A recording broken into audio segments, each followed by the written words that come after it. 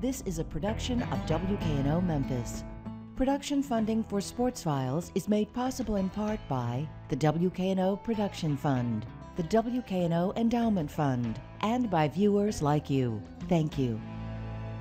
Today on Sports Files, we discuss this incredible playoff run of the Memphis Grizzlies and do so with three respected members of the media: Chris Harrington, Peter Edmiston, and Don Wade.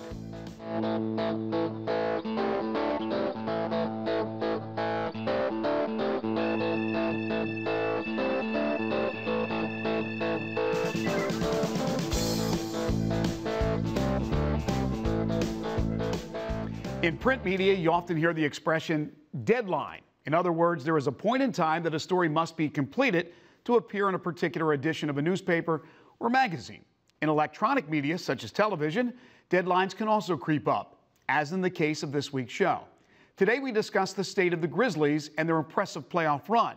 But since we taped the show Wednesday afternoon, we only know the Grizzlies took a 3-1 advantage to Oklahoma City for Game 5 of their best-of-7 semifinal round playoff series. The Grizz have either already advanced to the Western Conference Finals for the first time in team history, or are getting set to take a 3-2 series lead into Game 6 tomorrow night at FedEx Forum. In any case, it's been an amazing run, an incredible season, and a promising future for this organization.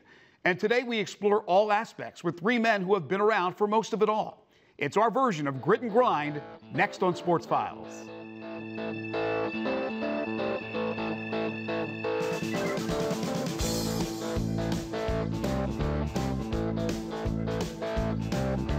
And let's meet the panel. We start with, to my immediate left, Chris Harrington from the Memphis Flyer. Welcome, Chris. Thanks, Greg. Across from me is Peter Edmiston from Sports 56 and 87.7 FM. He's the host of First Call and also a contributor to the Commercial Appeal. Thank you, Peter. Thank you, Greg. And from the Memphis Daily News, Don Wade. Thanks for being here, Don. Thank you. All right, guys, let's play Soothsayer to start off this segment here. And let's talk about the fact that the Grizzlies are playing Game 5 in Oklahoma City, and we're taping before the game begins. So we don't know, obviously, what the outcome is. Do you think there is a Game 6 in Memphis Friday night, or do the Grizzlies wrap it up in OKC? Chris? You know, you wonder if the Thunder spirit has been broken a little bit, playing without Westbrook, being down 3-1, losing that big lead in the first half of Game 4. But these games have been so tight, they're going back home. I think they're likely to rally and win this and force a Game 6. Peter? You can test my soothsaying in just a little bit. Run the tape back. But I'm predicting just like Game 5 of the Spurs series 2 years ago, when it was 3-1 Grizzlies. They went to San Antonio, lost on a last-second shot, crazy play. I think something like that happens again. I think Oklahoma City, this has been a crazy close series. I think Oklahoma City gets it done at home, and then they send it back to Memphis for Friday night's Game 6. All right. Don, you in agreement? I'm going to break the mold and say the Grizzlies close it out in Game 5. Wouldn't be surprised if they don't, but I just feel like they will. Well, we'll get rid of all the speculation now. We'll just talk about what has happened, and that's the Grizzlies, after the first game, have been dominant in this series. Chris, why have they been dominant? Well, I don't know that they've been dominant. I mean, they're up 3-1, but every game has been, you know, a 5-point or less in the last 5 minutes. It's all come down to late game execution.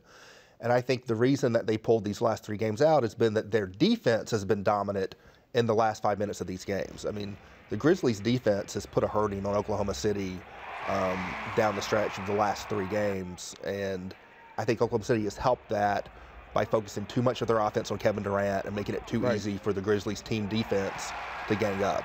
They're betting on one elite scorer against an elite team defense, and they've been losing that bet. Yeah, I think it's clear to see that Durant is fatigued from being the center of attention so much, fatigued from all the attention that his team and the Grizzlies have paid to him. But I think it's important in the clutch. I think you're right. It's been a tight series all the way. But the thing to me that stands out is the Grizzlies have dominated in terms of holding on to the basketball. They just haven't turned it over. I mean, it's crazy how good they've been in the postseason. Marc Gasol's decreased his turnover rate by 61% in the postseason. It's an astounding number. Mike Conley's down about 30%. Quincy Pondexter's down about 22%. Tony Allen's down about 20%. Pretty much everybody down the line has decreased their turnovers. If you're the Grizzlies, you can live with a missed shot because you can get back on defense. You can't live with turnovers. Chris also, he talked about the defense that they're playing down the stretch, but also offensive execution, whether it be making free throws. They went 6 for 6 in Game 3. Big plays down the stretch and in overtime in Game 4. So offensively, they're making plays. Maybe a few years ago, although they did win that series with San Antonio against OKC, they didn't make that big play down the stretch. lost in 7. They're making the plays now, Don. Yeah, I think when Marc Gasol, he always says, we have to be who we are. And I think the Grizzlies have done a really good job of doing that.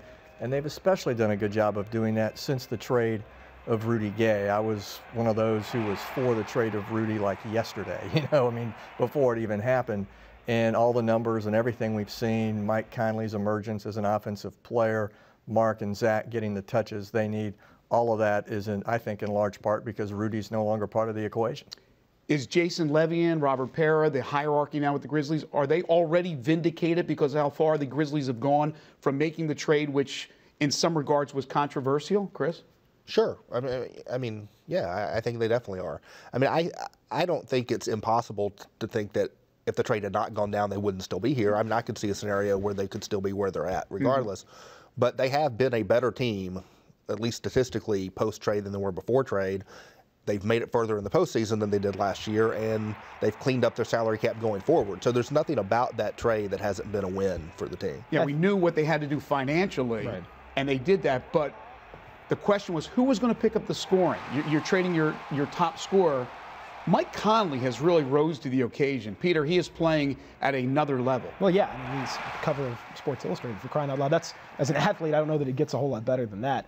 But I think, to the trade and all the stuff that happens, I read something that Chris wrote Wednesday, and I thought it was well written, that it's not black or white. You can think that the Rudy Gay trade made sense and also still think Rudy Gay was a good player and just wasn't maybe the right fit. Right. It's not, people tend to vilify Pau Gasol or Rudy Gay or these guys that were on the other end of the trade. It's not that simple. Rudy Gay had a historically bad year. I mean, he's normally about a 45% shooter. He's down to like 40, under 40 really.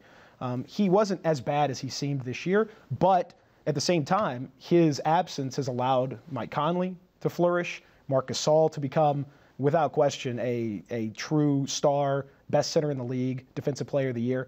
Taking him out of the equation and increasing the minutes and the usage and all that for other guys has let them blossom, which is a great way to look at it overall. Don, there's been griping about the combinations that Lionel has used throughout the Clippers series, throughout this Oklahoma City series. I mean, everything seems to have worked out to this point. Is it legitimate, the griping that's going on? Most of it's fans, but, some media members and other people. Tony should be in this situation. This guy should not be in this situation. What do you think about it? At some level, the level of griping is a testament to how far the franchise has come and how far fans have come. In other words, a few years ago, I don't think a lot of fans knew enough to gripe the way they gripe now. And that's not to say that they're always right, because they're not.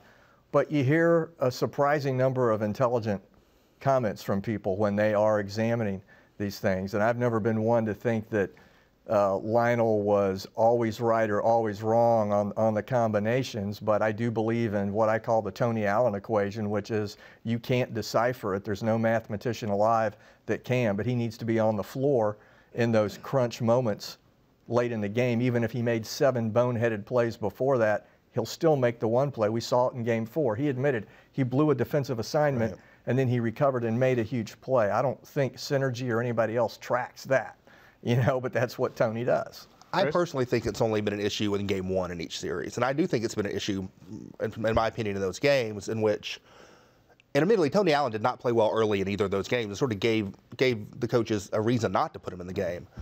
But in both of those situations, you had a guy who's been an all-defensive player now 3 years in a row, and arguably, if not the best perimeter defender in the league, one of the 3 or 4 best perimeter defenders in the league. You've had him on the bench in the fourth quarter while the other team's elite perimeter offensive scorers, Chris Paul and then Kevin Durant and Kevin Martin, have both had big fourth quarters and led comebacks. And I think one way you can see that was a mistake in those games is the Grizzlies corrected that in the ensuing games. And they changed the rotation and got back into normal rotations where Allen figured in the fourth quarter and played much better as a result. So I personally think that Lionel mismanaged the lineups in those 2 individual games, but I also think that beyond that, he's generally done a beautiful job throughout the postseason. The whole thing is silly. I mean, in actuality, and really and truly. Like, people, you can take it on one side and take it to the extreme, and many do. You can take it to the other side and to the extreme, and many do. The coach never makes a great decision. The coach never makes a wrong decision. All that sort of thing. It can be like that, and that's just silly because, ultimately, there are hundreds, if not thousands, of decisions that get made over the course of a series or playoffs, and you're going to get quite a few wrong, and you're going to get some dead on. And the Tony Allen thing, I mean, the Grizzlies have a flawed set of wing players. They do. They, the starters are not great offensively. There's a risk reward. Exactly. And you have to manage that. You have to manage in some games. You have Tony Allen that's not dialed in, and he's a little wild, and he picks up fouls and he makes crazy plays, and you want to dial that back. Some days, like Game 6 of the Clippers series, he was unbelievable. You just have to dial that in, and that's a feel thing that Lionel talks about a lot, and he does get it wrong. But I think it's a tough spot for him to be in. All right. Before I ask you about moving forward in this postseason and the Grizzlies' chances to win the Western Conference, let me ask you about the future and about some moves that have to be looked at in the offseason. First of all, as Lionel, we talked about the performance so far as a coach in the playoffs. Chris, do you believe he's back? I think it is like, if you'd asked me 3 months ago, I would have said probably not. I think now probably so. He has made clear he wants to be back. The team has not expressed it as clearly, but I feel comfortable in saying that I think they've decided they would prefer that he be back. But the question is on whose terms. Right. It's going to be a real negotiation this time. It's not like last time his contract ended and Michael Heisley handed him a new deal and said, here, sign this. Like, we're not negotiating. This is a real negotiation. Lionel's going to have leverage from other teams. And so can they come together in terms of years and money? Because what Lionel's going to, or his agent's going to want, and what the team is going to prefer are not the same thing. So can they find middle ground is the question. What's the phrase? Life is about leverage. And, sure. And you're exactly right. He's got a tremendous amount of leverage right now with other teams' interest, with the way that his team has performed. I mean, I think he should be back. He wants to be back. There's no reason the performance would indicate anything else. But, yeah, we don't know how this new regime, Jason Levy and Robert Pera, the whole crew, we don't know how they're going to negotiate. We haven't seen it. We don't know. And so if they play hardball and Lionel and his people want a lot of money, which they may well be justified in wanting, do they cave in, or do they say we can bring somebody else in? Dave Yeager's always the speculation. We can do that for a quarter of the price and keep roughly the same results. Yeah, I don't know. I mean, you could argue that was the whole intent of the Tayshaun Prince thing. You get a guy who gives you 60, 70% of Rudy Gay for 30, 40% of the price. Yeah, how much are they willing to spend And then you now? see other guys get better, and maybe you think that that's what it's going to happen with Lionel. I really don't know. And I thought he wasn't going to be back, and now I'm kind of 50-50, but I think it's real 50-50. I don't know. Don, he has the backing of these players there. Here's an old school coach with young players, and somehow it works. Yeah, and he can go in there at halftime, and he can get into Marc Gasol with very, colorful language to tell him he needs more out of him offensively. And I think he can do that to anybody in that locker room. That doesn't exist in a lot of places in the NBA. And while it's true there's always a shelf life for the coach-player relationship, this relationship seems pretty strong. And so I think they have to be careful if they can't come to terms, if the money gets beyond where the ownership is comfortable, there may be another price to pay. Beyond money, I think it's years, because this lineup, this roster is set up for a 2-year window, and then it's going to have to be churned over probably around the Mike Conley, Marc Gasol core going forward. Mm-hmm. And you can ask yourself, is Lionel Hollins the right coach for this team? And I think the answer is pretty emphatically yes. But you also have to ask, is he the right coach for the next team? And they're not going to be able to bring him back on less than a 3 or 4 year deal. They have a specific organizational philosophy they want to implement that Lionel has been a little resistant to. And I think that's really going to come into play. They're also going to have to spend more money if they want to keep Tony Allen. There's no doubt offers will be there. I don't know how much, but Tony is somebody that they also have to focus on the offseason. They made the trades to save money, to maybe have that money to sign Tony. Right. I would imagine the offers will be pretty decent, right? Yeah, I mean, I would think an first-team all-defensive player, a guy who's been a star in big situations this postseason, a guy whose celebrity has gone up, exponentially over the last year or so.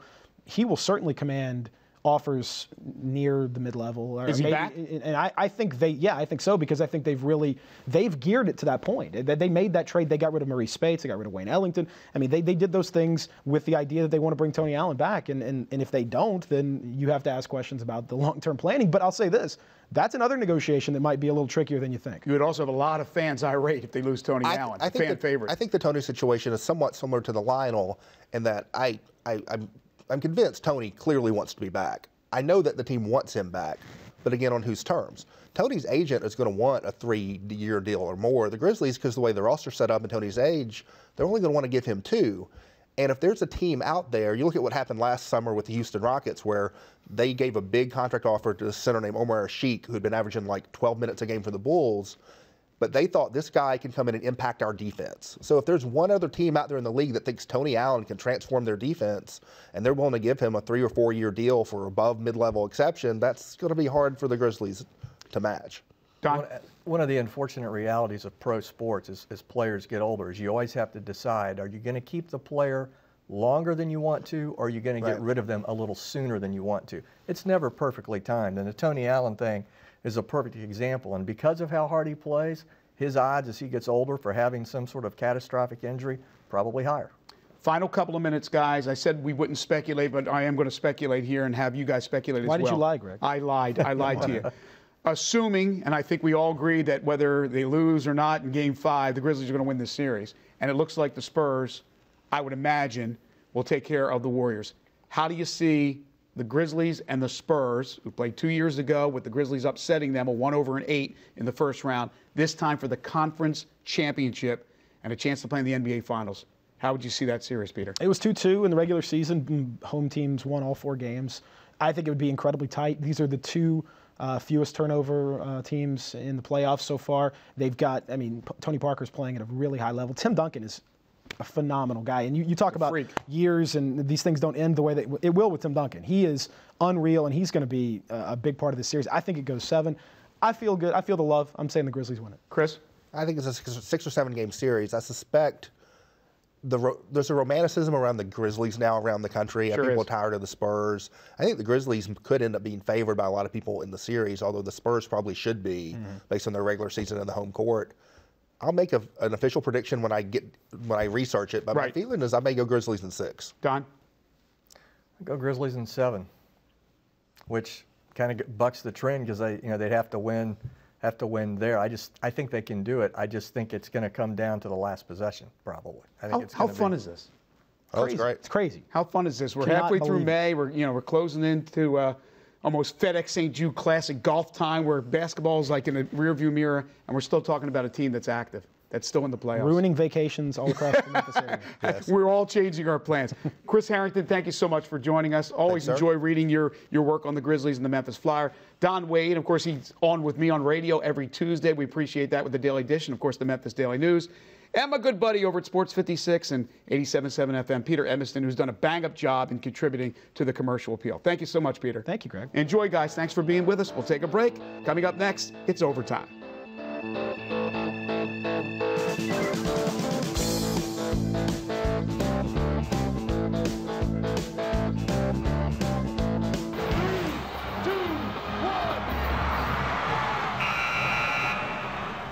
The University of Memphis men's golf team is out west in Pullman, Washington, where they're participating in the NCAA tournament for a 3rd straight year. The Tigers were selected as an at-large participant and are seeded 11th out of 16 teams in the region. The top 5 from each of the 6 regions advanced to the NCAA championships in Atlanta, May 28th through June 2nd. Led by redshirt junior Grant Milner, the Tigers were selected for the tourney by virtue of a regular season that saw them rack up top 10 finishes in 11 tournaments, half of which they finished in the top 5. The highlight of the regular season was a 2nd-place finish in the Auburn Tiger Invitational, where they outclassed 5 top 50 ranked teams.